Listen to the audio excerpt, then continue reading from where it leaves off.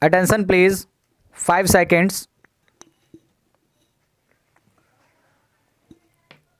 The Industrial Policy Resolution of 1948 was good so far as it went, but unfortunately, the spirit of it could not be understood or appreciated by the common man in this country.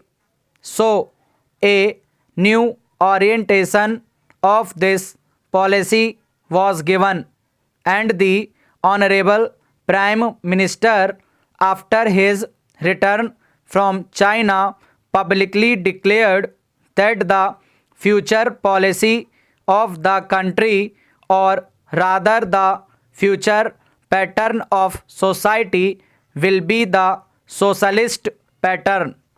That was further emphasized by the resolution passed at the Avadi session of the Congress and later reiterated by Shri Devar, President of the Indian National Congress.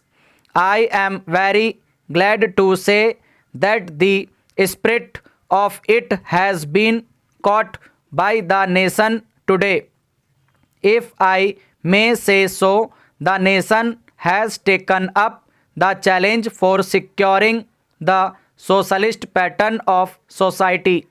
It behoves all sections, both inside this house as well as outside, without having mutual recriminations, to try and propagate in a sincere manner and establish the socialist pattern of society indicated by the statements of the great leaders of our country. It may be relevant and pertinent if I refer to a few sentences from the memorandum presented on the 4th June 1999 by our Prime Minister, who was the chairman of the All India Planning Committee, which came into existence when there was full autonomy in the states. On pages 39 and 40 of that report, he stated, "It is clear that the drawing up of a comprehensive national plan becomes clearly an academic exercise with no relation to reality unless the planning authority or those to whom it is responsible are in a position to give effect to the plan. If this authority is powerless or circumscribed or restricted and has limited activities, it cannot plan. An essential prerequisite for planning is thus complete freedom and independence for the country and removal of all outside control.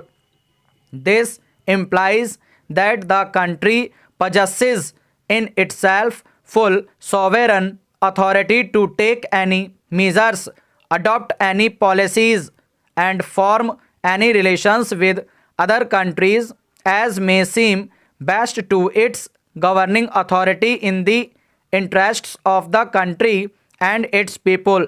National independence is thus an indispensable preliminary for taking all the steps that might be found necessary for carrying out the 5-year plan in all its various aspects throughout the whole country. At the present moment, it is clear that not only have we in India no national independence, but we are hedged in and obstructed by numerous restrictions, limitations, safeguards, and reservations which block the path to planning and progress. Our plan for national development must therefore be drawn up for a free and independent India. Thanks to the sacrifices made by millions of our countrymen and countrywomen under the leadership of the father of the nation, Mahatma Gandhi, we have today secured complete sovereign political independence at a time when the nations of the world were engaged in the bitterest struggle using all the weapons of destruction.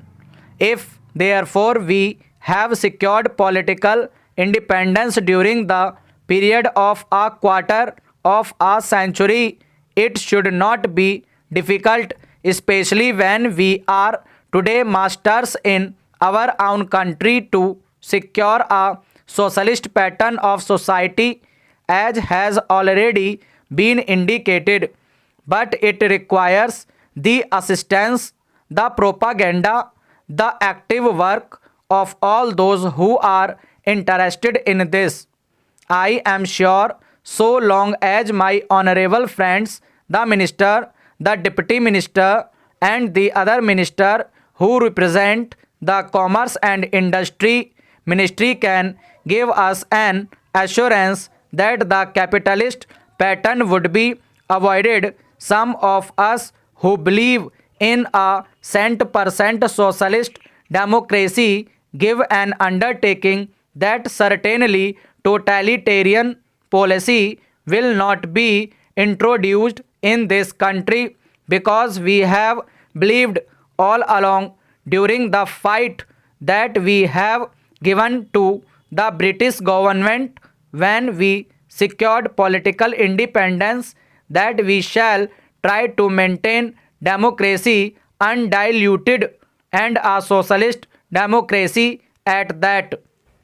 I am absolutely certain that in this country of ours, liberty of thought, liberty of speech, and liberty of action will be guaranteed to every citizen to express his views in the manner he pleases.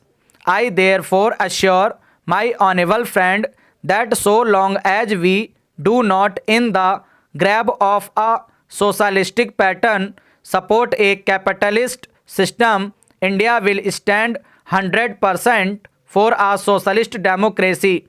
Now, luckily for us, the fundamental rights of the Constitution have declared that a citizen would be assured of many of the social amenities which will give reasonable comfort from the womb to the grave. But mere enunciation, as I have said many times, will not satisfy the common man unless the saying is put into effect. I am absolutely certain, therefore, that so long as there is a determination on the part of our countrymen, we will be in a position to secure a socialist pattern of society. It is not even possible to draw up a plan on any other basis.